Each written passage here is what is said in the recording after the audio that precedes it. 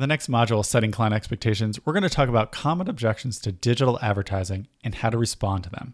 So I'm sure you've heard your fair share of objections about why your clients' prospects don't want to buy digital advertising. But I'm going to focus on the 10 most common objections that local media reps have shared with me in terms of why their prospects or their clients say they don't need digital advertising. Probably one of the most common objection local media reps talk to me about is this one. My prospects say, I want digital advertising for free.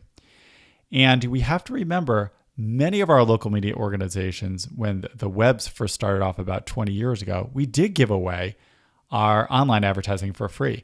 And we actually trained our prospects unknowingly to ask for it for free. So now we've created this problem for ourselves. And I'm astonished that there are still local media organizations who are giving their online advertising away for free, even at this stage of the game. And if you are still that organization, the organization that's doing it, or you're a member of one, I just want to let you know that the day that you say, I'm no longer offering my digital advertising for free, is the day that you instantly give it more value. It's as simple as that.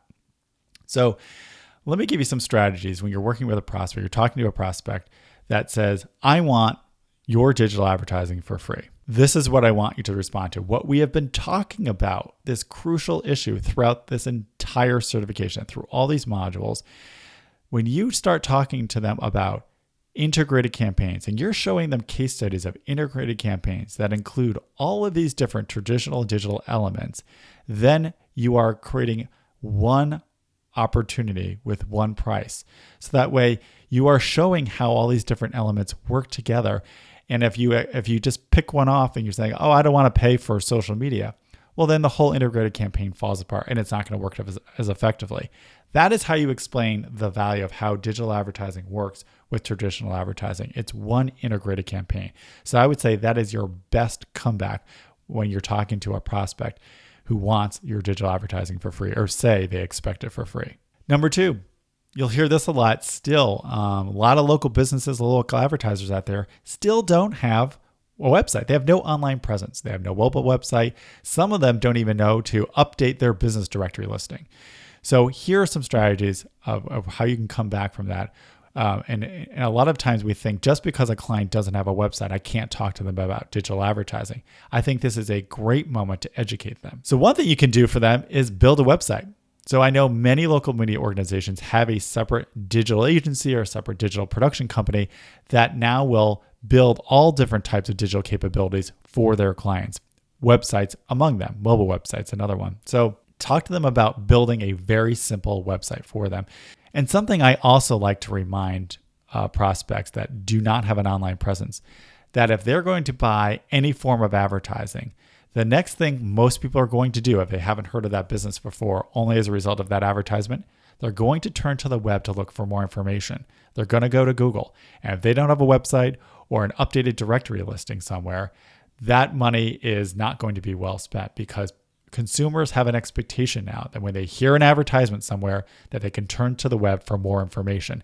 So that way, that prospect is not making their advertising dollars as efficient as possible. Number three, I've tried digital advertising before and it didn't work. How many times have you heard that in your career? Also, another theme in this certification throughout these modules is I want you to be that marketing consultant. I really want you to listen to that prospect who has a very valid concern, saying, you know what, I've tried digital marketing. It doesn't work. You really want to take the time to educate them, or not to educate them, but to really listen to understand what is it that they did? How did it work? What didn't they like about it? Why didn't they think it worked? So that way you can start educating them, because I'll tell you one thing, if you are going to be doing business in America today and going forward, digital marketing is going to be a crucial, foundational, and integrated part of your business. So it's no longer an option for a prospect to say, oh, it didn't work, so I'm not going to use it anymore. It's to really help them understand what didn't work about it and how you can help them fix it. Take the time to listen. Be that marketing consultant. You know, a lot of prospects, they're afraid because they don't understand digital marketing. They'll say, I don't understand anything about digital marketing, so I I don't even know where to begin. So I don't even want you to talk to me about it, let alone I don't want to buy stuff from you. So this is very common. So a way to come back from that is, once again, be that marketing consultant. Really understand, how are they marketing right now? A lot of them will say, oh, I get a lot of my business from word of mouth or foot traffic or phone calls. These are very traditional measures that many local business owners still use to show how well their business is doing, how well their sales is doing, how well the advertising that they bought is doing. So we really need to evolve that conversation for them. Now we really want to help. Now I want you to tell that story, share those case studies to show how they can move beyond that. So if they say, I'm afraid of digital marketing, I don't want to get involved with it because I'm just really comfortable with the referral business that I have. Well, you really want to start explaining to them, well, the digital version of that is social media. Start the conversation by using languages or examples or stories that they understand. If they understand word of mouth, well, then build that bridge. We'll say the digital version of word of mouth is social media. And here's the different ways that you can use that now. And it's very trackable. Or if they really want that foot traffic, well, you might talk to them about something like mobile geofencing. So that way they can expand their footprint. Instead of just people just coming by the threshold of the door of their business, they could expand that threshold a half a mile or a mile around their business now, so that people can get alerts when they cross through that zone, and they can grab them in there. You can actually expand that footprint. That's something that they could understand.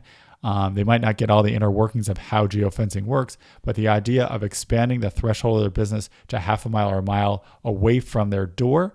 Another way to explain this is, a lot of local businesses will have that sandwich board, or they'll have somebody outside their business handing out flyers. Imagine putting that sandwich board, or that person handing out flyers for their business, in front of every person within a mile radius of their business.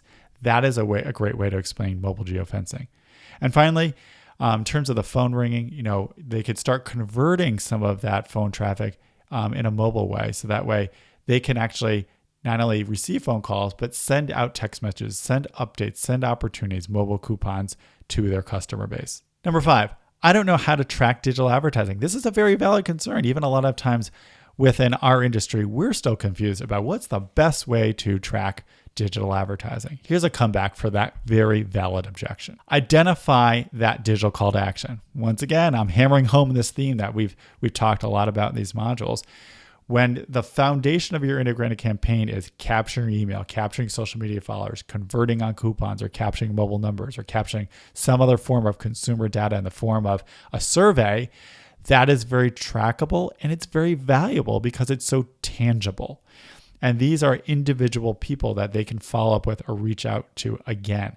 So that is one way, without all the fancy tracking technology that we could be offering them. That's a very basic thing that can give them more confidence in buying digital advertising from us, and even more traditional advertising. Number 6, I'm already advertising on the number 1 local website in your market. Here's a great comeback to that objection. Pitch them something other than display ads, because the game of I'm the number 1 local website in your market anymore really is kind of a hollow one, because people use so many different websites. People are using so many websites beyond local news organization, radio websites, newspaper websites. And once again, you have so many different capabilities, and they have so many different marketing problems that maybe they actually want results and they don't want just exposure. So there's the number 1 news website or local website in your market. It is pretty smart for them to be advertising on that.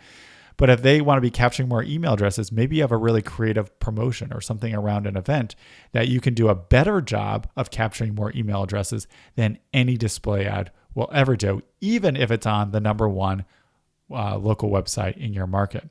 So think about that. Think about all of your other capabilities. Really pull together a creative integrated campaign beyond just selling those impressions. Number 7, I only use SEO, or search engine optimization. When a prospect says something like that to you, you want to remind them that they are missing the top of the purchase funnel. They are only targeting people who are ready to buy, people who are doing deep research about that product or service. So they're already in the market. They're already going to make this decision. And they're missing out people at the top of the sales, people who might not be ready to buy or researching it, but they might be loosely thinking about it. But they're 6 months out from that purchase. So you really they're missing out on the opportunity of building awareness, building a brand, getting that exposure, and also starting to engage that particular customer. They could be signing up for an email. They could be signing up for a webinar, a mobile campaign, maybe following that business on social media. So that way that business has an opportunity to start developing and building that relationship. So when that consumer is ready to buy, they will be already connected with them. So that's how I like to come back to a prospect when they tell me they're only interested in SEO. I only buy display ads from advertising networks. Pretty valid concern, pretty valid objection. Many of you now are selling retargeted display ads. So you can get their display ad in front of almost anybody in your local market on hundreds, if not thousands of different websites. National websites, very well-known websites, other local websites participating in these retargeted networks. So you can now really get that display ad everywhere. And also, by the way, this is a great comeback to the prospect who says, I'm already advertising on the number one website in your market. Well, maybe that number one website doesn't have retargeting, but you do. So you can actually get a much deeper reach for their display ad than anything that they can do. And also with retargeting, you can better match the message of their display ad with related content. So that will also increase engagement and get them better results. Number 9, I'm interested in geo-targeted advertising only. Well, guess what? We are the original local geo-targeted advertisers.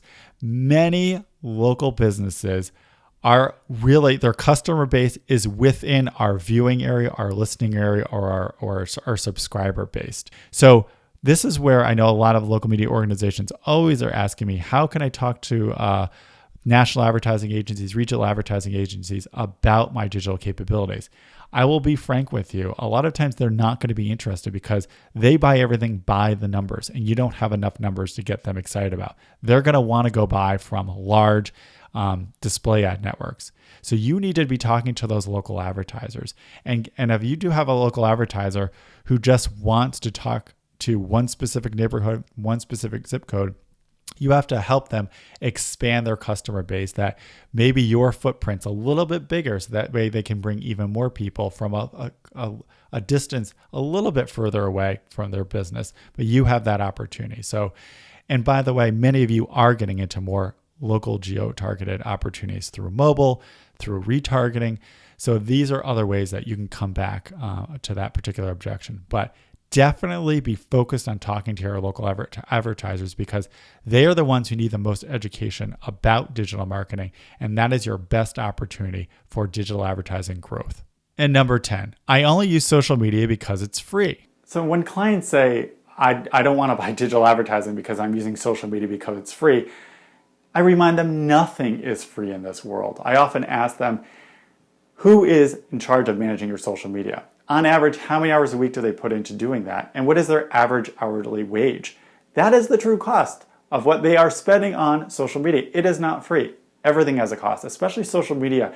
To be well done takes a lot of work, a lot of effort, and a lot of people, a lot of time. And a lot of local business owners just don't have the time to do social media right.